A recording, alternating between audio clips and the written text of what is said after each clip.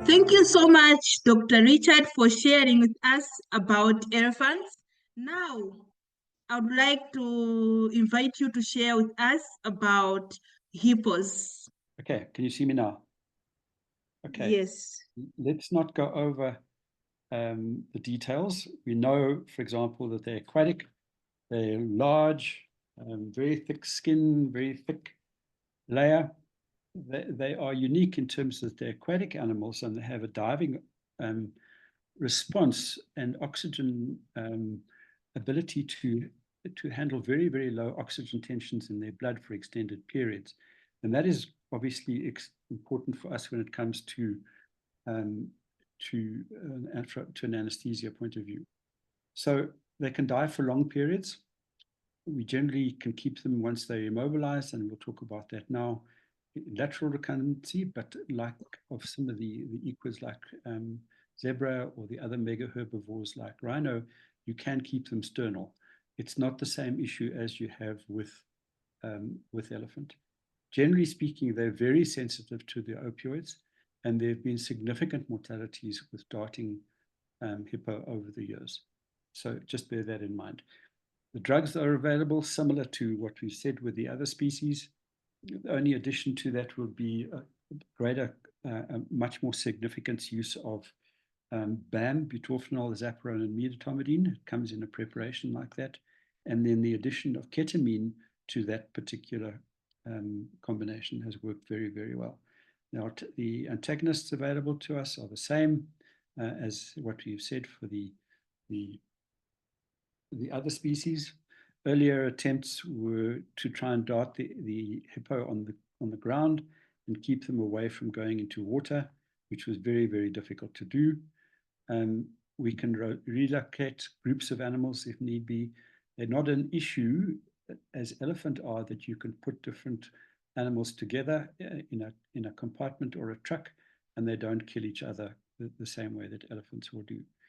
If you dart them in the water with conventional opioids, they will drown. So there were two approaches that have been developed. The one is to use passive capture, which involves putting a plastic sheet all the way around a particular dam. As you can see in the left-hand picture, on the right-hand picture, this was, I think, in Swaziland, where they constructed an electric fence around the dam. There were too many hippo in this particular dam. So the idea was to try and get them out. And you do that by passive capture, feeding them into a place. And you can see on the left hand and even on the right hand slide, you can see the animals are being fed into a compartment or an area that they can go through into a transport crate on the left hand side. You can see the electric fence that is still there, and you can see the animals as they go through. And this is what they're like when they've been caught in that passive capture system with food, and then you move them from there into the transport crate. This is usually not a joke. Hippo are extremely dangerous. They can be extremely aggressive. So you need to be aware of your own safety at all times. The other way of doing it is to use, if you are not doing it using a gate, as they did in the first instance, is to have a trapdoor that closes down behind the animals as they go in. The right-hand slide, you can see in Dave's part of the world, these hippo have been caught, and one is now trying to entice them to go into the crate, usually with a flag or something. They're aggressive and they charge to try and get them into the compartment for transportation. So today's combinations are using butorphanol, azaparone, and medetomidine with ketamine. They're darted in the water, small targets, usually the side of the neck, masseter muscles, and either side of the jaw. They still retain their breathing responses and their surfacing response to come up for air. So they will go down, but then they will come up for air. And what is usually done is to use grappling hooks to grab hold of the animal. They pull them to the side, and then newer techniques are to actually float them into the recovery vehicle. And I'll show you slides of that now. So you can see how thick the skin is, probably a good 5 centimeters there. Any darting system can be used. Here, the left-hand slide, you can see in the early days when trying out different combinations of hippo, animals are darted, but the animal's not completely immobilized. This is some of the early work that was done in the Kruger National Park, and I know a lot of work was also done in KZN reserves, in which animals have been darted at night. They go down and they have got a whole variety of monitoring equipment on them just to see what their pulse oximeter readings are, oxygen concentration, oxygen saturation, etc., and how they're responding to the drugs. So here's a similar kind of thing. Animals has been darted, been grabbed by the lip, a rope gets put around it, and then halters get put around the jaw to stop it injuring someone, blindfolds get put on, and then the animals are then brought to the side. Typically, one can see if they darted from a helicopter on land, but when they go down, they tend to keep their necks up, their heads up, and this is really, to some degree, a reflection of their ability to want to retain that surfacing response. Once they have gone down, they want to come up for air, and that is probably just a reflection of that particular posture. Where do you take a blood sample from a hippo? There's veins on the side of the leg, there's under the tail, as you can see there, various places. There's even veins between the legs that you can get into, and you can actually take small samples there. And hippo then lifted up in the same way. This is, I think, Dave's picture, so thank you, Dave. This is taken in one of the towns close to where Dave lives. The animals are then lifted up and put into a crate, and then the antidotes are then given, and the large volumes of them, because remember, you've got to antidote the butorphanol, and you've got to antidote the alpha-2 agonist like midatomidine. So large volumes need to be given into places like the tongue, etc. And there are a whole variety of doses that have been worked out, and these have been modified over the years, so it's not cast in stone what these are now. It has been a fairly successful combination to be used. I think probably a good couple of hundred hippo have been immobilized with these kind of combinations, and your parameters are very good, wide safety margin. The only thing that is a problem is potentially spontaneous arousal. You've got to be really careful. And this is a classic photograph that's been on the internet for a long time. You can see this hippo has been darted. You can see the dart in his left rump. The veterinarian involved thought the animal was asleep. He went closer and he nearly got chomped, and he was saved by one of his colleagues there. And they are extremely aggressive and extremely dangerous, so be aware of it. So the other method that has now been developed that has worked extremely well is by a colleague who has used concentrated butorphanol. They dart them in the water. As they come up, you grab hold of them and you put a noose around or a snare around its mouth, and you pull them to the side. So here he's using a little boat. There's the hippo. It's been dragged dragged along behind the boat. Their recovery vehicle is just a trailer that is pulled behind a Land Cruiser, and they reverse the trailer into the water so that the floor of that trailer is completely underwater. And then as they bring the hippo closer, they float the hippo into that compartment or into that truck. And then once it's in there, they give the antidotes, as you can see there, and then they wake the animal up from there. And that is a method that's worked extremely well. The same thing applies to offloading the hippo. They take the hippo to the dam that they want to release it into. They reverse into the water until there's a fairly good level of water in the trailer. And then they open up the doors and the hippo just goes straight out of the container into the water.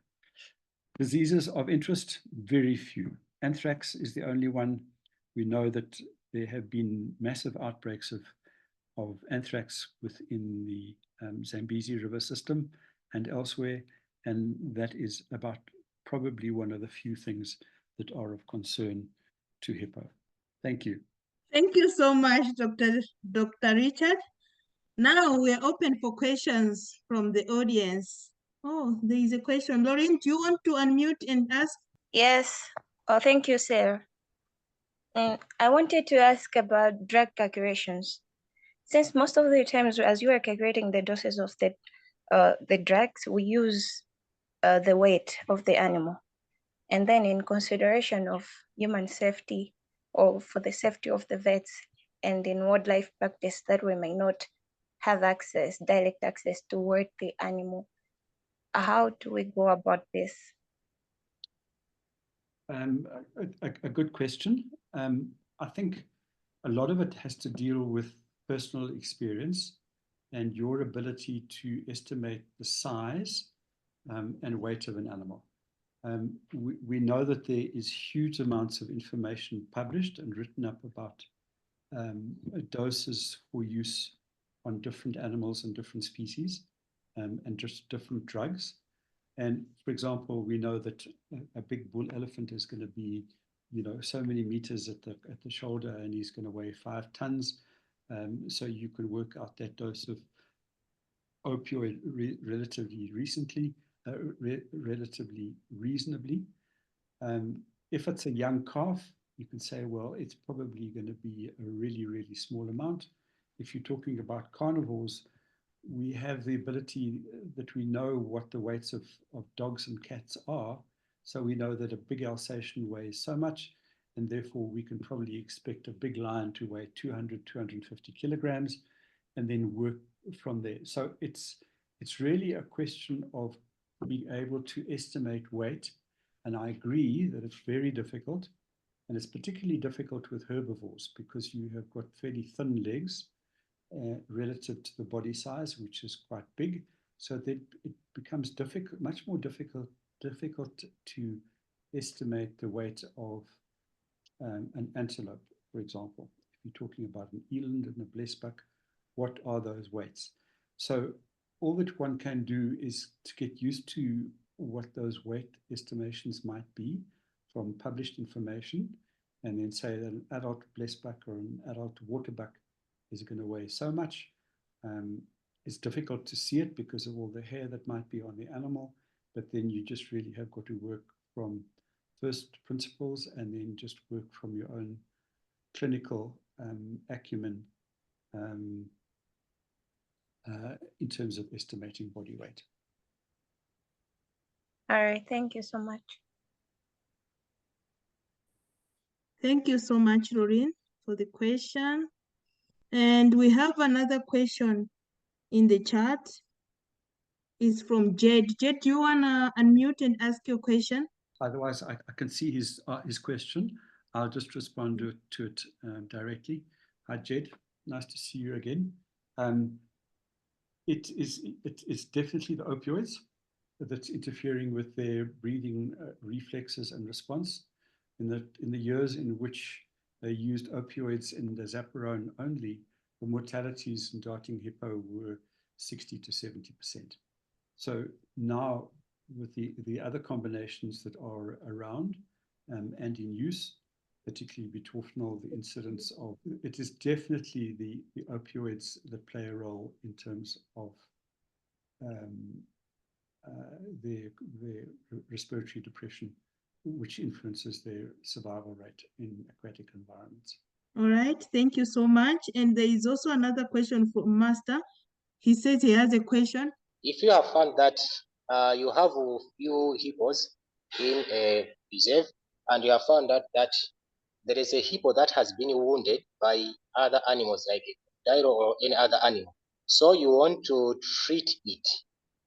Yeah, how do you do it? Or another way, if you have moved it outside from the water and you are treating it, can it stay without without depending like on water for some days up until the treatment is done and returning it back into the water. How do you treat those issues? I think that's the question. It certainly is possible to do that. If the wound is really, really bad and you as a wildlife manager or an owner elect to treat that animal, you can take it out of an aquatic environment and put it into a boma. It depends on the temperature and heat. If they don't get exposure to water, or it's very, very dry, or sometimes even extremely cold, that skin will crack. And that in itself will be an issue. But if you have got a big wound, you can certainly knock it out. You can treat it, you can flush it. If necessary, you can use penicillins, buckets full of penicillins for an animal the size of a hippo until it has healed. If you see that there is some granulation already happening on the wound, you can be assured that that wound will heal, and then you can evaluate whether you're going to return it to the aquatic environment sooner than later. But generally speaking, there are lots of hippo that are in reserves or dams. Those males fight, they injure each other severely, and it's not uncommon to see hippo with very, very severe tusk wounds or teeth wounds around their face or on their skin, and those heal without any specific treatment or intervention at all. So they'll be fine. Thank you so much, Dr. Richard. Any more questions? If there are no more questions, well, yeah, it's just a message from Johan saying thank you, Dr. Richard, Dave, and Victor, for sharing your expertise and experiences to the students. Life is about asking the right questions, and you asked brilliant questions, this morning. We look forward to meeting you again next week.